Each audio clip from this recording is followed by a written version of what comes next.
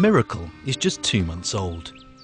But today she's going on the biggest journey of her life, moving up the lane with her mum Flower to graze in a neighbour's field for the summer. Her owners, Tim and Fiona Start, went on their own epic journey 10 years ago that led them to settle here, deep in the Herefordshire countryside. We used to live in Bristol. I used to be a teacher. My wife was a social worker. And we got rather fed up with that sort of way of living. We sold our house, we went off around the world. We were on a tandem bicycle. We cycled all the way across the United States and then went down to Australia and so on. And we spent a year abroad, just basically thinking what sort of life we'd like to live. Today they are modern-day Tom and Barbaras, chasing bees, raising cattle, growing their own veg. Tim has even built a hut down by the stream. But at the heart of their good life is the energy they generate. I love the feeling of being self-sufficient. I think anybody who lives in a Western country has had their share of fossil fuels.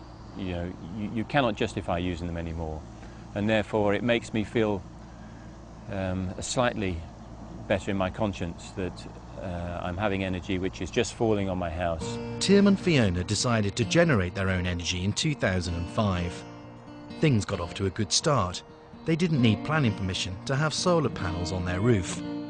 Next was funding, but Tim and Fiona secured an £8,000 grant to cover over half their costs. The final hurdle was finding the right installer. Juliet Davenport is the Chief Executive of Good Energy. She says the most reliable installers can be easily found online. Well, there's various different websites, but probably the best one is the Energy Saving Trust website. That's where all the accredited installers are listed. And if you're applying for a grant, then you'll need to use an accredited installer anyhow. That gives you a whole list, and probably best is to choose maybe 2 or 3 people. If you can get some personal recommendation that somebody's done it before, or somebody you know who's done it before, talk to them as well. Always good to get a word of mouth recommendation. And then get all 3 to come and give you a quote. After going through this process, Tim and Fiona employed a local installer who came highly recommended.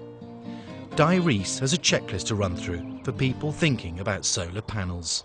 Well, obviously there's the orientation of the house, there's the practical elements like, you know, which way the house is facing, how much electricity you use, how you use your electricity, whether you use hot water, because often hot water is a better option. It's generally more cost effective, often seen as the first choice.